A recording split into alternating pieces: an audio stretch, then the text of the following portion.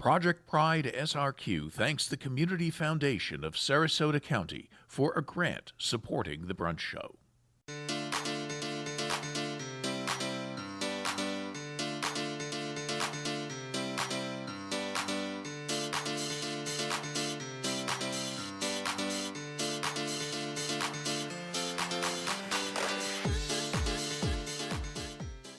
Hello again, and welcome to the Brunch Show. In these times of social distancing and sheltering in place, it's a challenge to get together with friends over brunch. The Brunch Show is here to help spark conversation and share ideas from a variety of people within the LGBTQ community.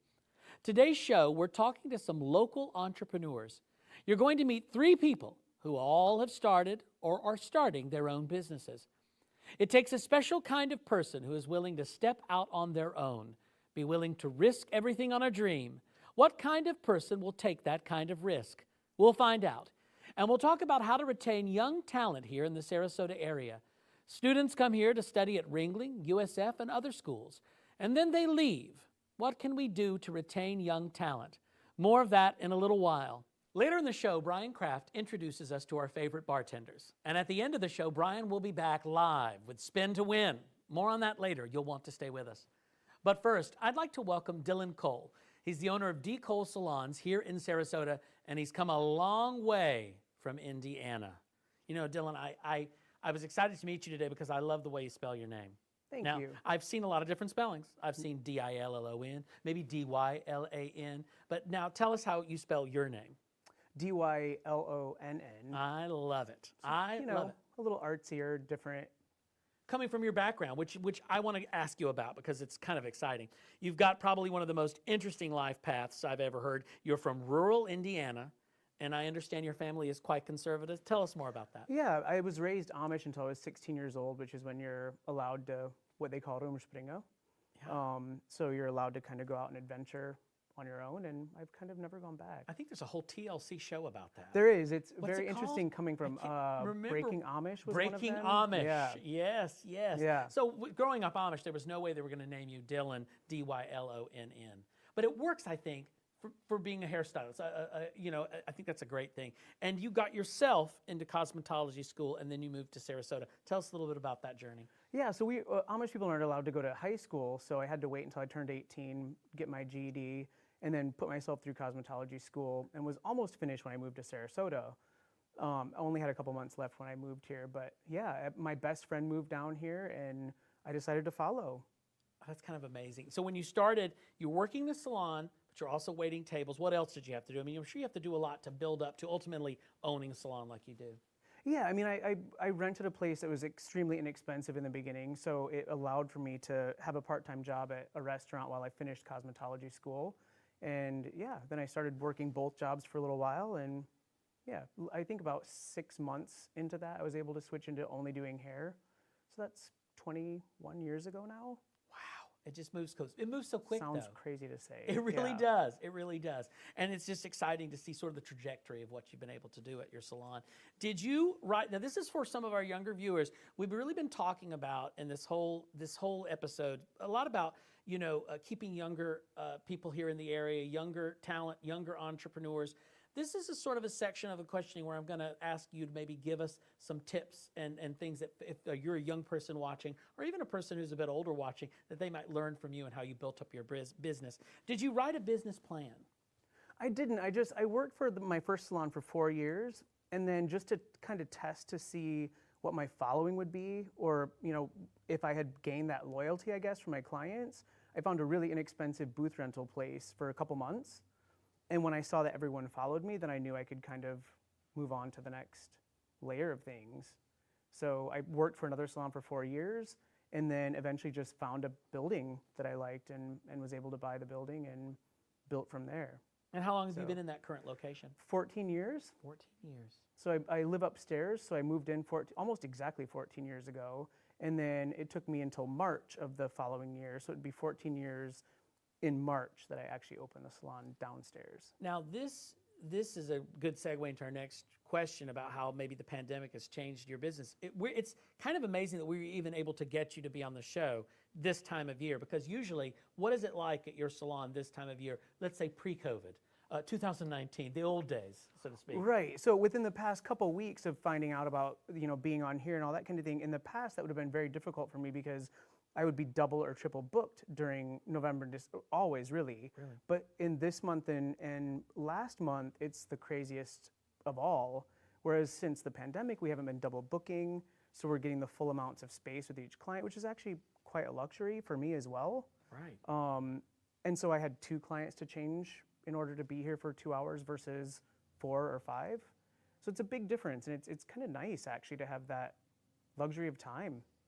Especially as a stylist, that's what you call yourself, right? Are you Yeah. a hair? Yeah. Yeah. As a stylist, it's certainly a great service that you do for people. So being able to take that little bit of extra time and not having to rush probably makes it an even better experience for your customers as well. I think for both. I don't know if I ever want to go back. Right. Like, no more double booking for you. right, it's kind of nice, and I'm still okay. Yeah. Like I've kind of realized that I don't have to work that crazy in order to stay. Don't you think afloat? that's what a lot of people have learned from this pandemic? There is a certain amount of things that you maybe took for granted before, or maybe you say, well, this is a new way of living and it's kind of, I like it a little bit better. Is there anything else out of the pandemic that you kind of learned from this whole situation about, especially related to your business? Yeah, I mean, that's definitely been the biggest part of it is learning all those things. And you also learn a lot about the people that you work with and people who work for you. A lot of, it's been very interesting that way as well. Yeah. And you get a lot of interesting feedback from clients as well, going back to people wanting to kind of stay slower paced and that type of thing. I hear that a lot from clients. I think everyone's kind of slowed their pace down a little bit, and there's an element of enjoyment that comes with it, which I don't think we would have done without being forced into That's it. kind of amazing. How many people do you have working for you? 5 of us right now. Yeah, that's great. That's great. Any changes from pandemic? I guess it did have to change a little bit. Yeah, in the beginning we had the restrictions. We had Yes. to do the 15 minutes between each client, which was a little crazy, but again, we're also not used to working with masks on. Yeah. So it was kind of nice to be able to stop and breathe in between. And now that we don't have that restriction anymore, again, not being double booked and living upstairs, I go upstairs and chill for half an hour between each client. So if a client's colors processing for half an hour, it gives me that breathe time. Yeah. So you're a stylist, but are you also a colorist, or do you have colorists there? You do both. You do it all. I do both, yeah. Yeah. I'm one of the kind of on the fewer side, I guess, that still do everything myself. Like I've been in the business for 21 years, but I still prefer to do start to finish, color, cut, blow dry. I love it. I want to see the finished product. There's such an artistry to that, and it's almost like being a chemist with the colors. Absolutely. You probably don't have any stories of how you've messed up any colors, but Well, of course I don't. well, give us at least one fun one. There have been different things, and I remember in the beginning, in the first salon that I worked for, the one time that I had someone's roots come out mauve, basically, Right. and having to think very quickly on my feet, and just telling her that I've decided to add a couple highlights in, and in reality, adding some base color back in there, so she had no clue it happened. That's But, it. It's I mean, it's the way to do it. It's part of the process. You and learn don't very panic quickly. them. Yeah. Oh, that's great. That's really great. What's the future look like for you, for your salon, for yourself? Anything that's exciting coming up, or anything you're looking forward to? That's an interesting question to me, because I'm still kind of pondering all of that myself right Yeah. now. There have certainly been some huge benefits. I think I was more driven to start expanding and doing more before the pandemic, but there have been some huge benefits with being a very small business with a very small overhead that have happened during this. So as of now, I'm just kind of feeling very blessed that I don't have more responsibilities. I get to live a good life. I get to travel. I get to have a very fun life. So as of now, no expanding or any of that kind of thing. I'm happy in my little spot right now. Yeah. If you're a young stylist watching this and you're, maybe finding it hard to make your way in, are there any types of things that they can do to, make sure they make themselves part of this? I know it's tough with the pandemic to get out there, but any thoughts for them, any sort of advice? Yeah, I think that just going through the 21 years of experience now of being a stylist and hearing things from other stylists in the past and learning from it, I think one of the biggest things is to create a stability for your clients. Like, people don't want to move around every other month, and the more you move around, people are not going to follow you. And once they see that you're stable, they will become loyal. I have clients that I've had for 20 years now. Yes. So it becomes a wonderful thing because they're the people that support you personally and business-wise. Like, people really care about the people that they are in contact with every 4 weeks for 20 years. So I think the stability aspect of it, don't jump around. Don't try to find the other spot until you're ready to open your own place. I really love hearing about D. Cole salons, and the only thing that's really makes me sad is I'll never really have a reason to visit. I mean, you know, Who knows? you could come have a glass of wine. We serve wine and all that stuff there. Look, It's like, that's what's it's a great for fun me. little spot. Well, you know, it's a brunch show, but we don't have mimosas, so we're gonna have to talk to them. Yeah, I was gonna complain to them about that later. We gotta talk Yeah. to someone. Maybe email someone, write to someone. We'll have to Yeah. get that all. We'll have to get that all figured out. Dylonn, thanks for taking the time to visit with us. We're going to take a quick pause right now, and when we come back, Jordan Leschert and Brian Kraft are going to join us to continue our conversation on entrepreneurship. We'll be right back.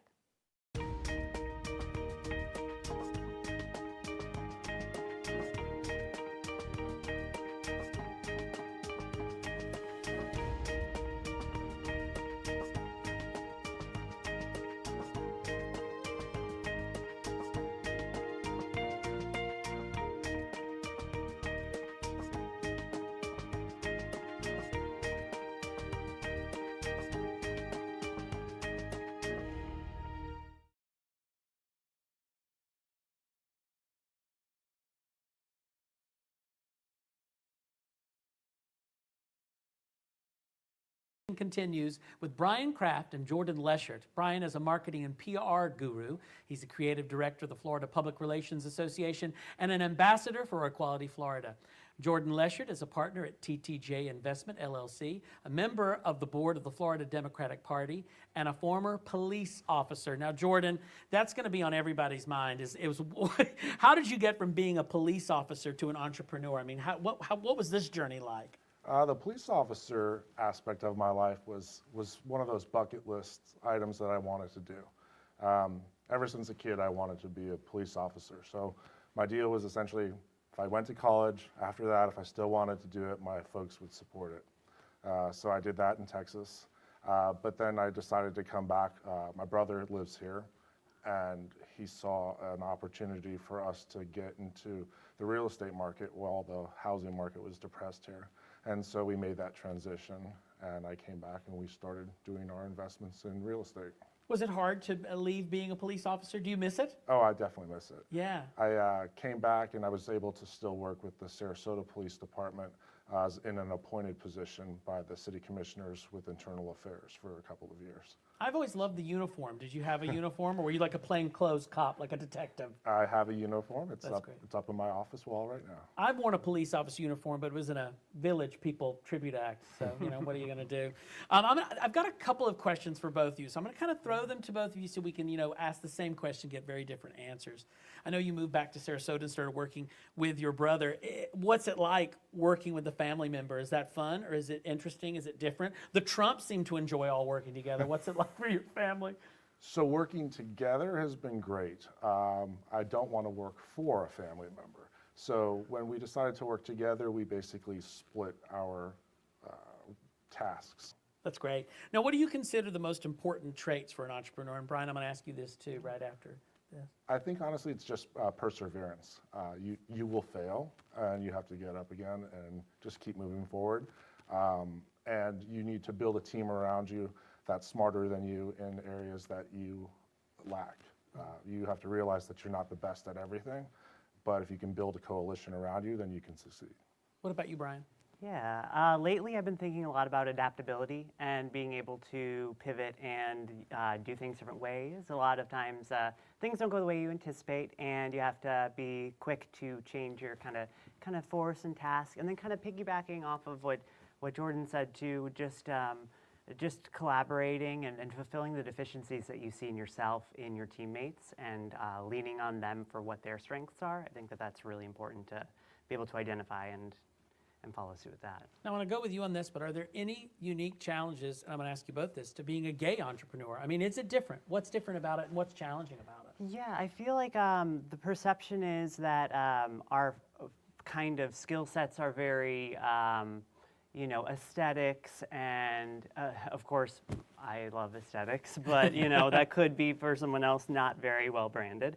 But just that we run high pressure and like that we are always moving really quick, which again, I do like to move really quick. So, I mean, I'm kind of, you know, oxymoron there. But yeah, I feel like a lot of people do think that we work for free/cheap. Just kind of knowing your worth and really, you know, just making sure that you're always looking out for yourself and your best interest while following your passions and really being authentic and true to yourself, for sure. What about you, Jordan? I know there are challenges to being a police officer. That could be a whole different show for us. But what about being an entrepreneur now? I mean, is it different? Is it better? Is it easier? What do you think?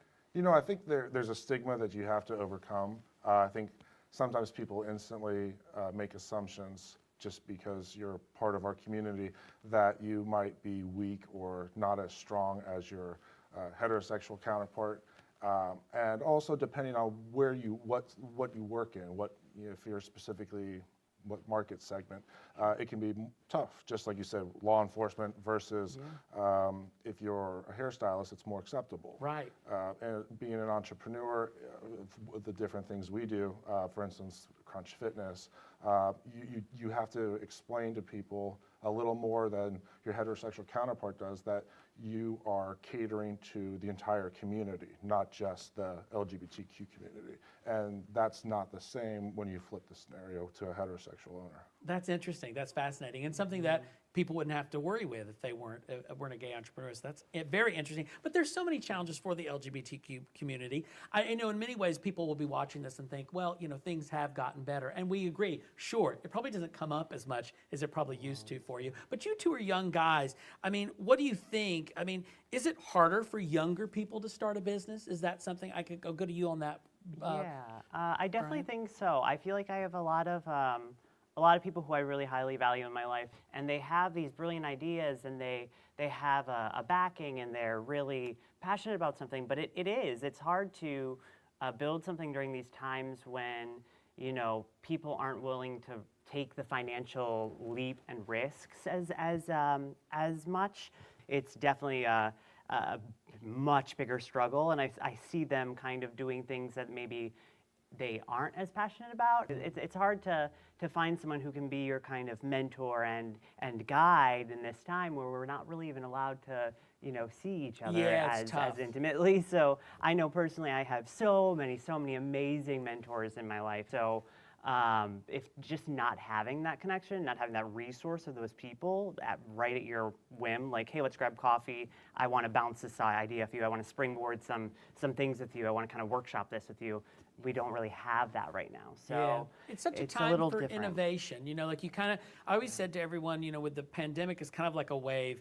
And so from my perspective as a performer, I had to either sort of ride it or let it crash down upon me. So I had to do so much more virtual work and learn how to do that and make it all work. I mean, I think, Jordan, for younger people, do you have any advice for anybody who's starting out, who wants to become an entrepreneur or a business owner? Like, are there any things that they should look at? Are there any sort of people they can get with, any resources that they can use to help that for themselves? Much like what Brian said, I think you need to find those mentors in your life because it is harder right now, not just with COVID, but even prior. Borrowing money is harder right now to do startups because you don't have collateral for the banks, and it's much harder. That's part of why what our investment company does is actually help startups. I'm helping a young Marine who just got out of the Marine Corps literally last month. And he, while has served for 5 years, has come out and he doesn't have money in the bank and he doesn't know what he's supposed to do with his life. He actually feels like he's 5 years behind in life despite giving 5 years of service to our country.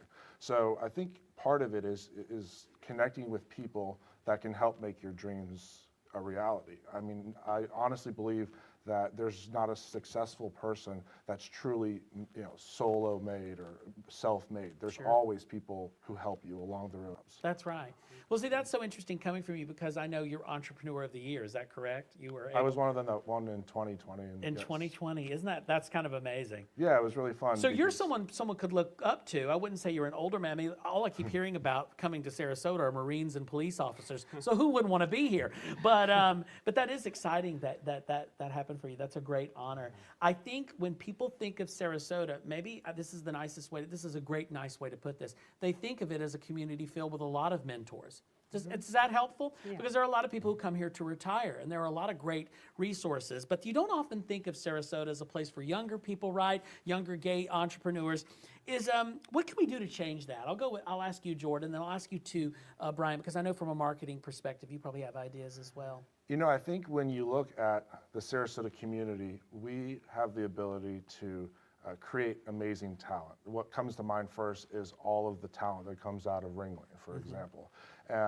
Practically every student that graduates there has worked on some project where they've won regional Emmys and other awards, yet they leave the Sarasota community to go to New York, LA to go for things. And so we have the base of the crop, if you will, of new leaders in our fields that are here, and we don't keep them here. They go off. And part of that is, you're right, we do have those who are retired with great experience that are here. And then we do have great people coming out with education. We're sort of missing that middle piece. And that middle piece is really the young entrepreneurs of taking the risk here in Sarasota. And part of that's hard. I mean, the cost of living is high in Sarasota. Of course, it's high in New York too. But people in their dreams want to go to these bigger cities when they realize that you can create something, in this digital age, you can be anywhere.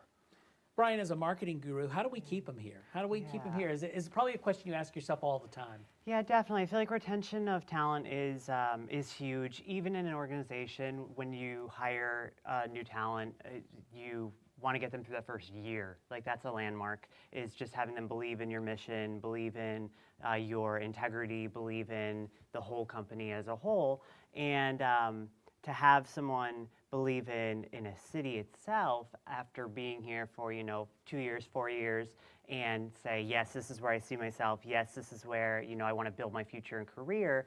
But I think that we definitely do have the advantage of Sarasota of being here right within their orbit, where we can be influencing them by being involved with them. And when they're making that decision and they have an option with an opportunity where they have rapport and they know people and they're comfortable, I feel like they probably would go with the one that someone took interest in them and really saw them and helped them with their journey. So, Brian, with COVID, how has your business changed? What have you had to do to adapt? I know we all had to do so much, but in marketing and things of that nature, what have you had to do personally to make your business thrive during a very uncertain time? Yeah, a lot. So a lot of things changed really, really quick. So virtual tours, we implemented self-guided tours for a little bit, which was very interesting and not so much the thing anymore. Making sure that we have engaging content that is vivid, vibrant, and people's attention spans have gone down to nothing. So you've got 3 seconds to show them a few vivid images and some buzzwords, and then you're done. Now, Jordan, you're Entrepreneur of the Year, and we talked earlier about young entrepreneurs. Are there any other, for young, if there's a young gay audience watching this, a young LGBTQ audience watching this, are there any other gay entrepreneurs in Sarasota that they could look up to or learn more about? Do you have anybody in your mind that you think might be a good recommendation? Oh, absolutely. I mean, you've got Brian, of course, right here. You've got Dylonn Cole. American Shave is owned by a guy named Nick, and he now has 2 stores. I mean, there's a lot of people in town who might not be in the gay scene per se as much, but they're still there. So I think for people who are watching and who are interested, a lot of your favorite places, there's probably some person in the LGBT community involved, especially if it's hospitality or customer relations. That's really big in our community. I think we have a great big community here that people don't know a lot about, and you two are definitely a great part of that. I know we always have you on the show, but I have to say, Jordan, we have to have you come back. I think for a very special Brunch Show episode, I should go with you on a ride along and see what happens. It would be like live PD. Right, Can you imagine me there? That would be great. I'll give you a bulletproof vest. I'm going to need one, most likely, with this space. All right, well, that's great. That is great. Guys, thank you so much for sharing your stories. We're going to shift gears in the next segment. Brian and I will be back with a visit to one of Brian's favorite Sarasota spots.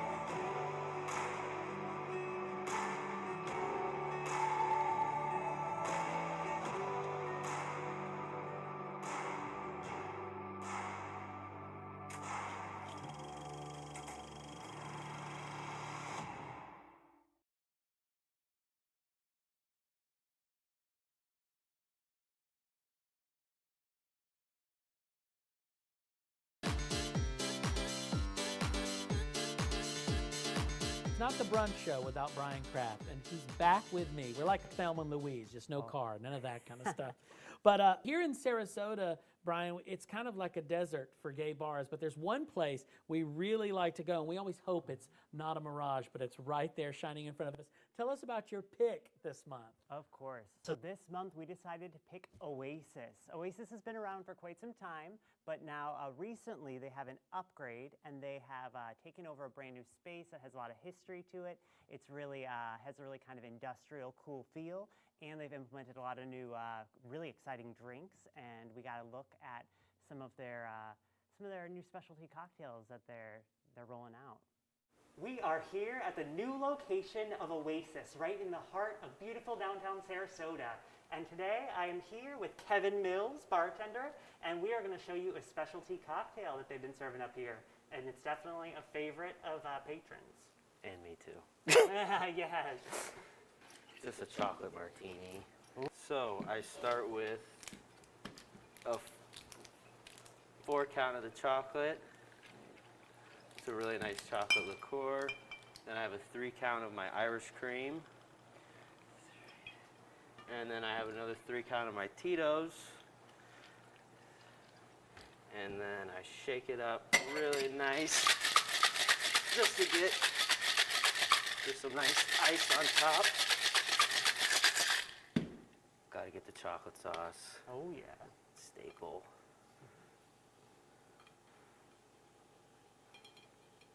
Staple, staple, staple, drizzle, drizzle, drizzle.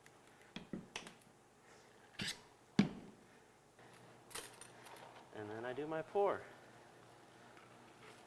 Wow. And there we go. There's the chocolate martini. Amazing. You got a handcrafted cocktail in 10 seconds. Oh, It's yeah. amazing. Well, I can tell you've done this before. Yeah. So I hear that you guys have a really incredibly successful brunch show, and I've actually been to it a few times. I know Brianna Summers is in it, and tell me a little bit more about the brunch show and how that goes. Yeah, it's every other Sunday.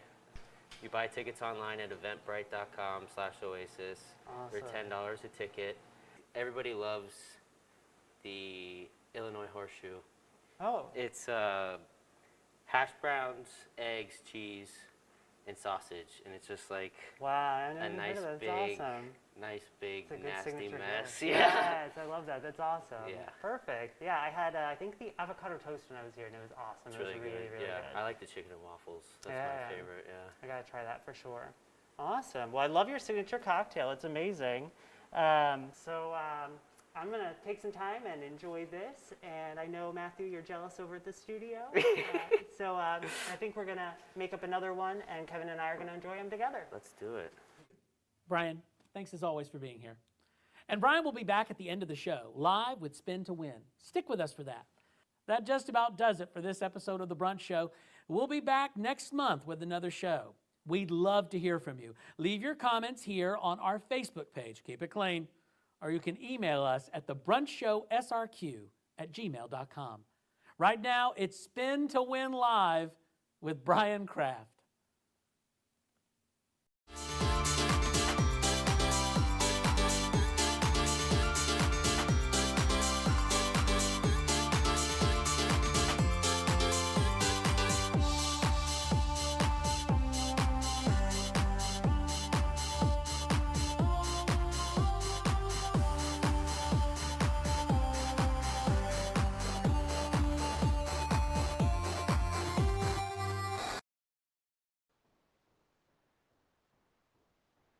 Hey, everybody. Thank you so much for tuning in for our second episode of The Brunch Show.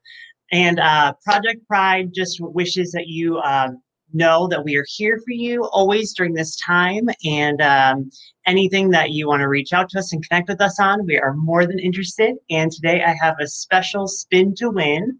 We've got our AirPod Pros here. They are brand new AirPod Pros, the latest and greatest. So let's get to spinning and winning. Wheel here. And here we go.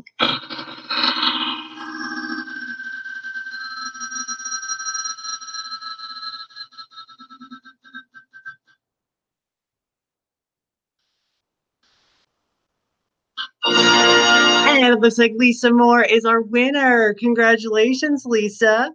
Shoot us a message at Project PRIDE SRQ, and we'll get that right out to you right away.